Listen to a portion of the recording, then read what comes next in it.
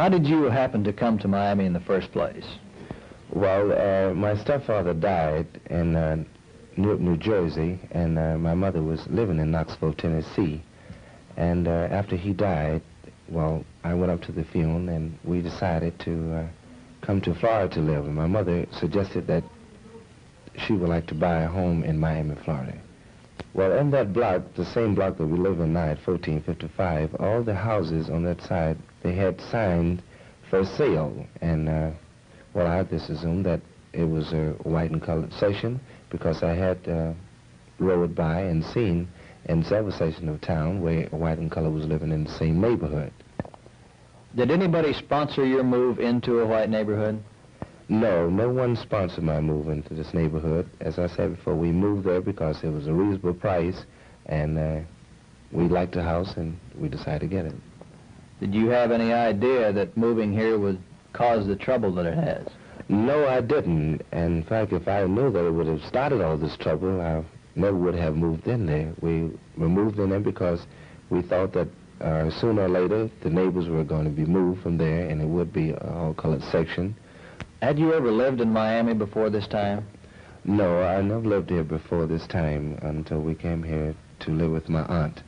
And it was too crowded there. It was only a two-bedroom and a living room and kitchen. It was very crowded, and we was looking around from the whole time we was here. I've said for about 2 weeks we looked around to try and buy a place. And we searched several places. We went to several real estate, and the places that they showed us, it was a little too high. The down payment was too high, and also the monthly payments were too high for us to buy. So we went to one of my friends who I knew in Jacksonville, and he also lived in Tampa, Florida.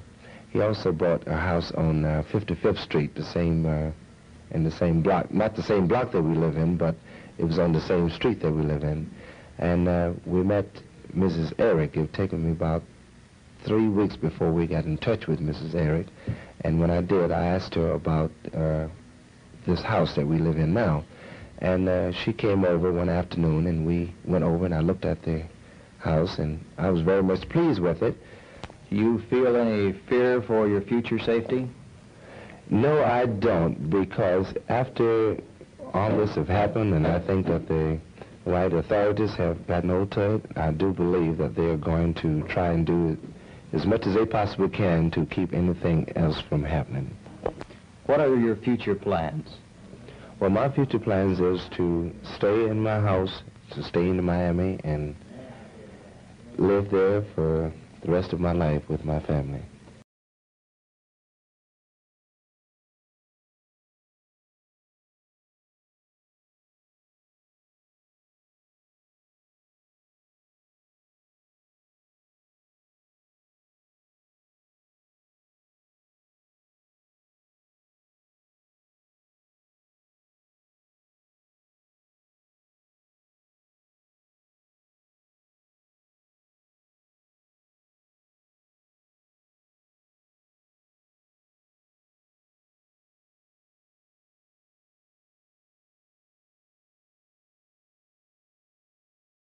I would like to say to all of our people that now they may ride the bus unafraid. And if anybody should get into any difficulty, I would appreciate very much if they would call us by telephone.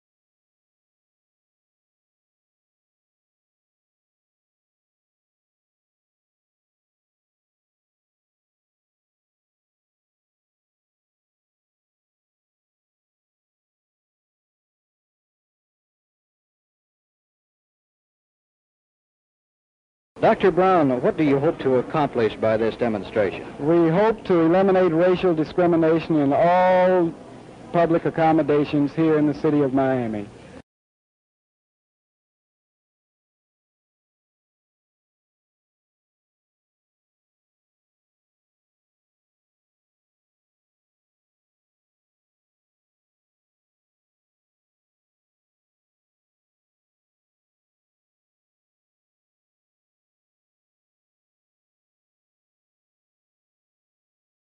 Do you plan to go beyond the demonstration which you have here to other places? Yes, we certainly do. We intend to carry it into all areas where there is racial discrimination.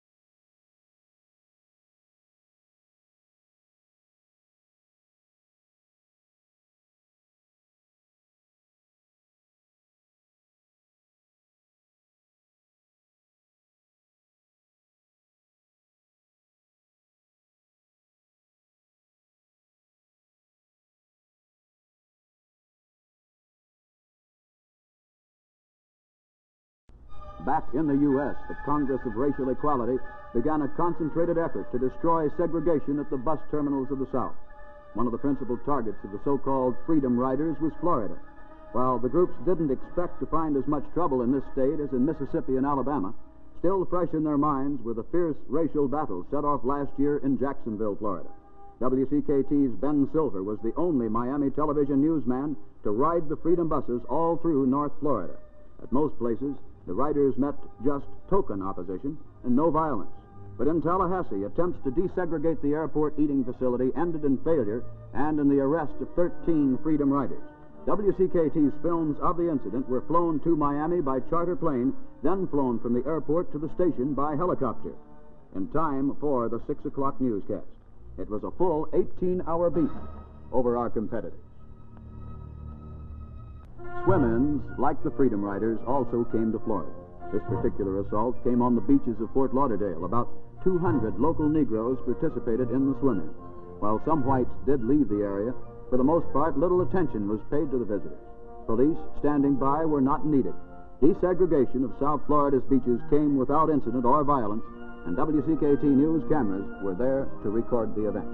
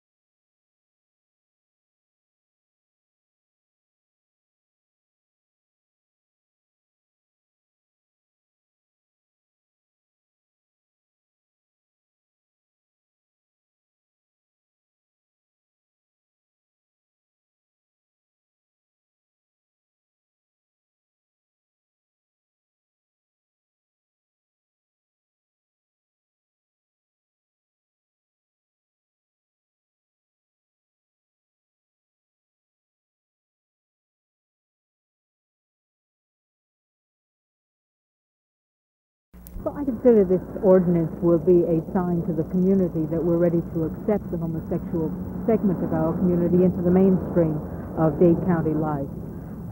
For too long, this community has been victims of not only discrimination, but a long-lived oppression that I think is inappropriate. I think it's important that the people of Dade County realize that it is not illegal to be a homosexual. If your voice is heard, why don't you say it's my opinion, but in my neighborhood... If you could get them notarized there, my question. Yes, ma'am. Not only put that effort into getting your petition signed and full to the brim, but the die with it. So I feel it's been too much.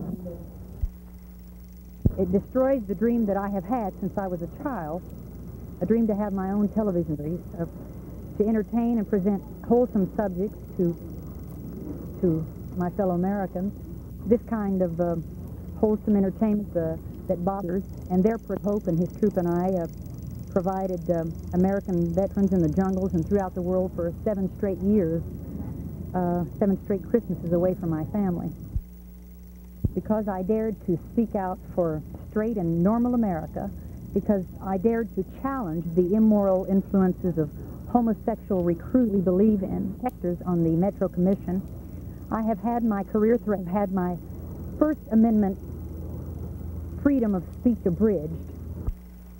Anita Bryant added that if her forces are successful in defeating the local so-called gay ordinance, then her attention will turn toward beating back a similar proposal now before the U.S. Congress.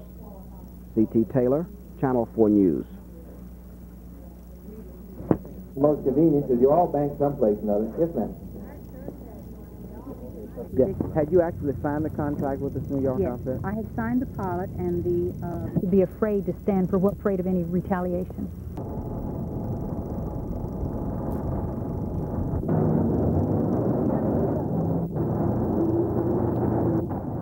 Well, it's unfortunate that the taxpayers are going to have to spend $400,000 to see this on the ballot, but obviously Anita Bryant has brought this thing to the forefront, and now Alan Rockway and myself are challenging both Bryant and her husband Bob Green to an open debate to deal with all these witch hunt issues that they've tried to create fear and confusion in the community with, and have gone unanswered.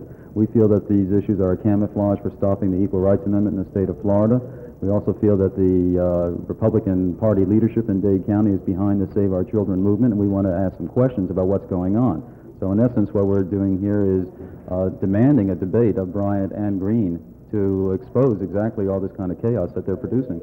I think it's a local matter that the people of Miami have to decide because it's in the form of a county ordinance. But what I have said just a few minutes ago on another reel of tape, same one, that if I were living in Dade County, I would have no hesitation in voting to repeal the ordinance. I do not want a known homosexual teaching my child, and I think that a person ought to have the right to determine whether or not they want someone with that known lifestyle living on their premises.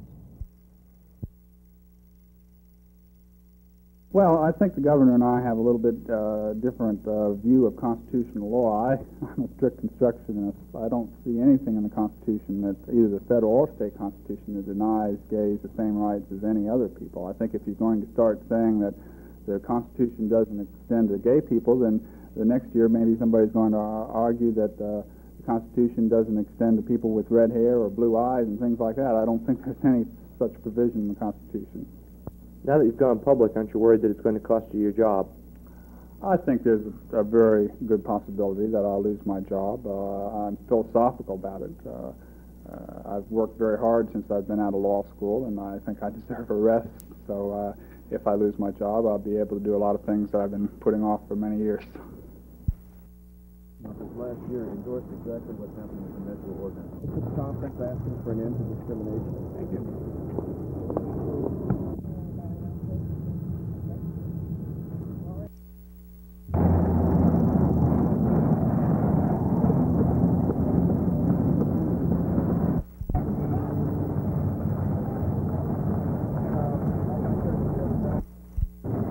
Discrimination against homosexuals in Dade County as a result of the vote on the ordinance.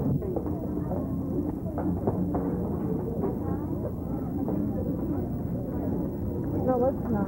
And that telegram says that we've reviewed for the last any number of months all the child molesting cases in our city of San Francisco.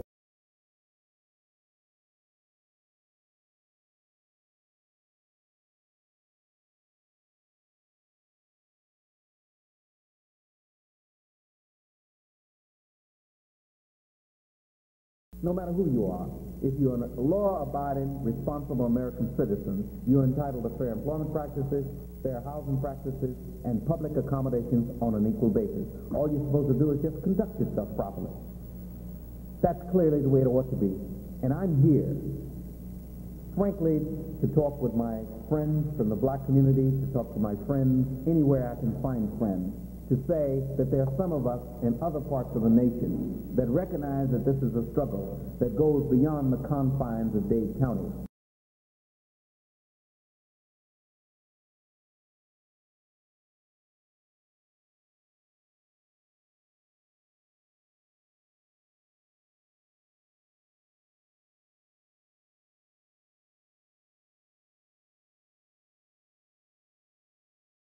First of all, it doesn't say anything about who it is that's going to make a determination about who is male and who is female. And as you know, there is a phenomena in the world, and in this country in particular, affecting hundreds of thousands of people who undergo operations that do change their sex. Now, whether they change from male to female or from man to woman is the question. And you know, in the area, in the field of sports, people have been required to take genetic tests. Now, are we going to require that the clerks of the court take genetic tests to determine whether a person is a male or a female or a man or a woman?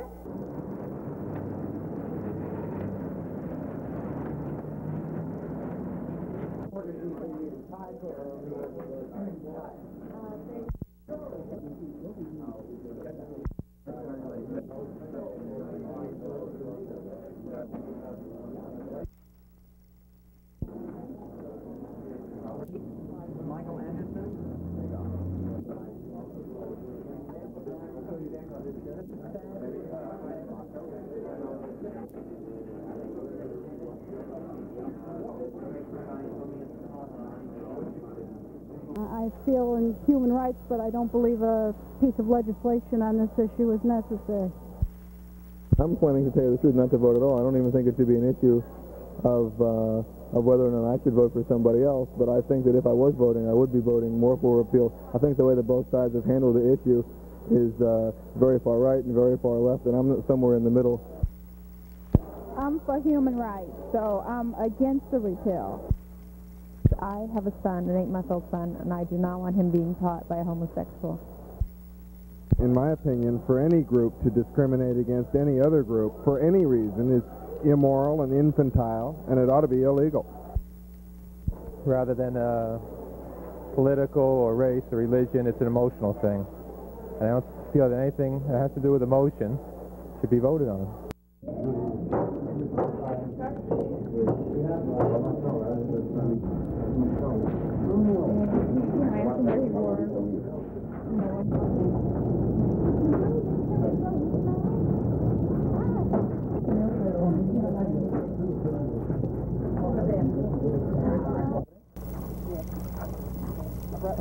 I brought my ballot so I know how to look.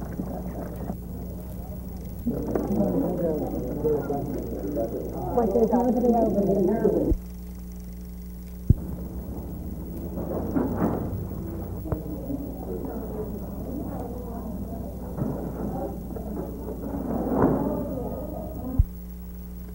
There's no question I'm going to vote against repeal, and we'd like to invite everybody in Miami to the DuPont Plaza tonight for a very, very huge freedom party. Getting ready for, we call it the Lord's Victory Supper tonight, with all the mothers and the fathers and everybody that's worked very hard for repeal. And so we're having an old-fashioned get-together, and we'll be there until after the returns come in, and then we're going over to the Holiday Inn for a press conference.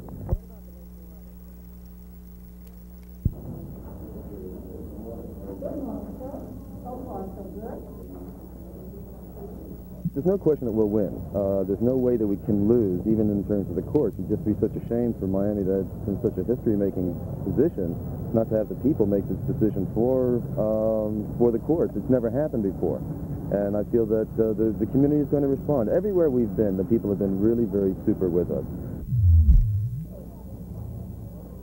I know that we've done everything that we can to educate the people, and an awful lot of hard-working people out there that have done their homework, and this is an example of we're showing them how they can vote forward people. How close do you think it might be? I don't think it's going to be close. I think we all might be surprised. It's going to win big? I think so.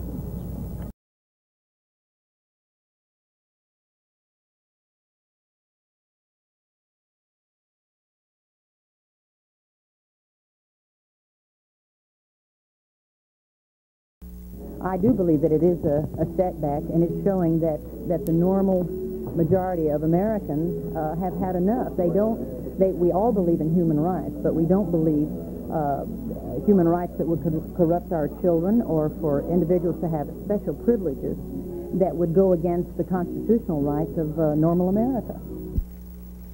What do you do that with every flight? I used to get on a flight and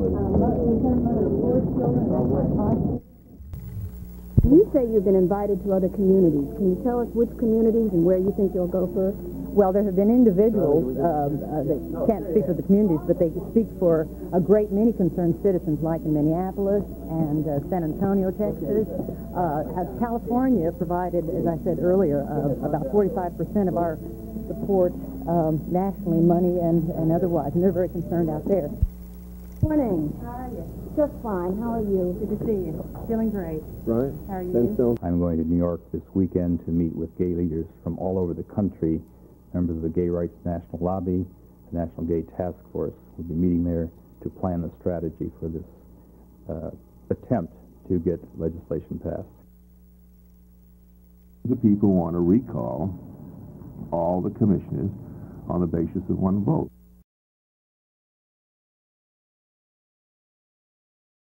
Seems to me that if it were a logical thing, and which it may not be, that they would have to consider the past record. I mean, after all, a person votes the way he believes, and having voted that way, should we remove him in the light of other things? I think, frankly, if they went, particularly if they went for all the commissioners, they would dilute their effort, and maybe they'd have difficulty even with a one. I don't know. If you had to do it again, would you? Oh, sure. As I've always said, if you can't vote your conscience or have a little fun, what good's the $6,000 a year?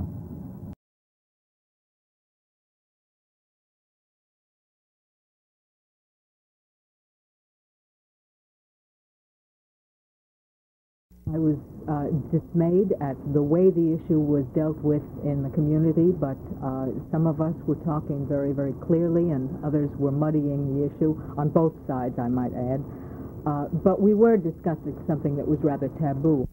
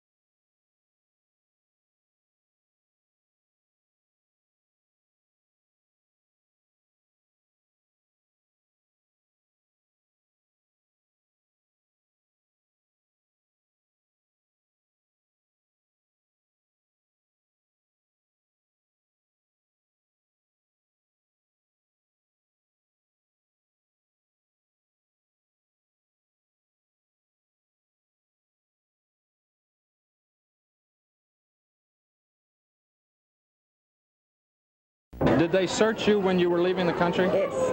Yes, they could took off my clothes. They look all over my bags. What did they say they were looking for? Well, for jewels. Jewels. Anything. Money. Were they very nasty to you? Well, not very nasty, but not so nice. Where do you live in the United States? I live here in Miami Beach. Okay.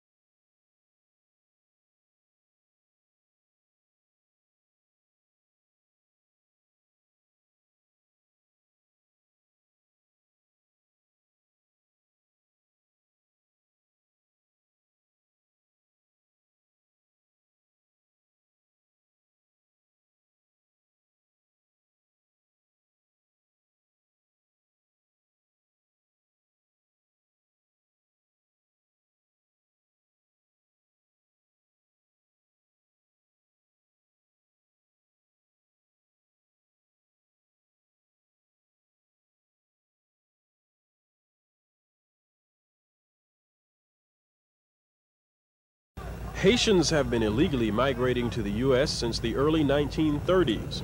But what had been a trickle became a flood during the 1960s regime of Francois Papadoc Duvalier, with reports of his people's movement being marred by 14 years of anti-government witch hunts, complete with false imprisonment, torture, and murder. However, the 1970s government of son Jean-Claude Baby Doc Duvalier and the migration of the Haitian boat people signals a new era in Haitians illegally entering the United States. Georges Salomon, Secretary of State for Haiti, suggests where the Haitians now arriving on our shores come from. A few, a small proportion of them are coming from Haiti, but most of them came from the Bahamas. They have been going back and forth to the Bahamas for a long time, and many of them are established themselves, are settled in the Bahamas. Shortly after we got to Port-au-Prince, a group of returning refugees arrived aboard a Bahamas Air flight. They were immediately herded into a blockhouse at the airport facility, and though we were unable to follow them, William B. Jones, 3-year U.S. ambassador to Haiti, says he has. We have attempted to monitor the returnees, and we have had no evidence at all of any systematic government-directed persecution against them. Tomorrow, a view of the Duvalier regime and its relations with the people of Haiti. I'm Ed Odell, Channel 4 News, Port-au-Prince. The picture oftentimes painted by Haitian refugees arriving on the shores of South Florida shows a nation mired in political intrigue and cringing in fear of the oppressive government in control. The picture we saw was not quite as negative.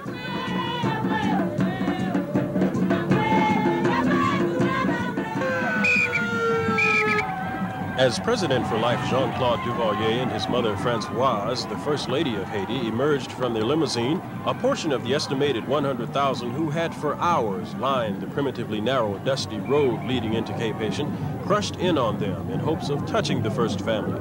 They met with little resistance.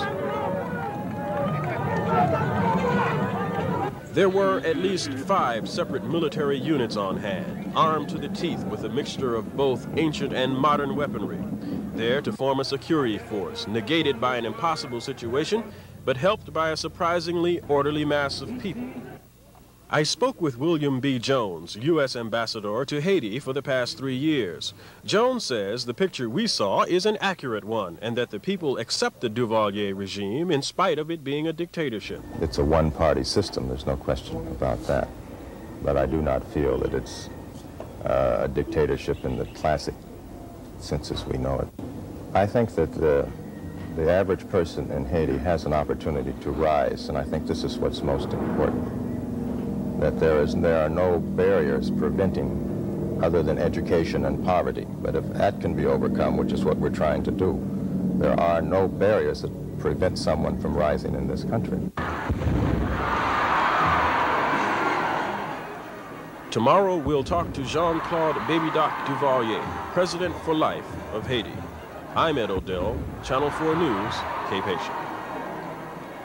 Jean-Claude Duvalier inherited the job and title of President for Life of Haiti in 1971. It is widely considered, in Haiti and out, that Baby Doc Duvalier's regime is a bit more lenient than that of his father and predecessor, Papa Doc. Through an interpreter, I had a chance to speak with him. Is it possible that some members of your government in lower echelon positions are oppressive, are treating your people badly? My opinion is that there may exist some compromise at certain level. I am certain that at whatever level, there are no pressures that anyone is putting to force someone to leave Haiti. Would you like to see them return to Haiti? We have no objection to the return of these Haitians who lived in Florida, in Miami. We are quite disposed to receive them, and we have proven it because we have already received those who have returned for the Bahamas. From Port-au-Prince, I'm Ed Odell, Channel 4 News. While in Haiti, we asked many questions of the people we met. Most citizens we encountered expressed feelings of basic content, but even so, they were reluctant to speak with us on camera. Government officials, however, were ready to answer questions like the one we posed to Secretary of State George Solomon. We asked him if Haiti is trying to stop the refugees from leaving. The answer was yes, and he added, you know, and also to try to stop traffic, people trying to exploit those poor people in making them believe that they are going to a paradise. Solomon, who spent 5 years in Washington as the Haitian ambassador, also answered a question as to the willingness of Haiti to accept the refugees back. Or we cannot let them without a roof, some place to live in. But we consider that they are better off in the United States than in Haiti, where they will have to face a difficult situation to obtain good living conditions.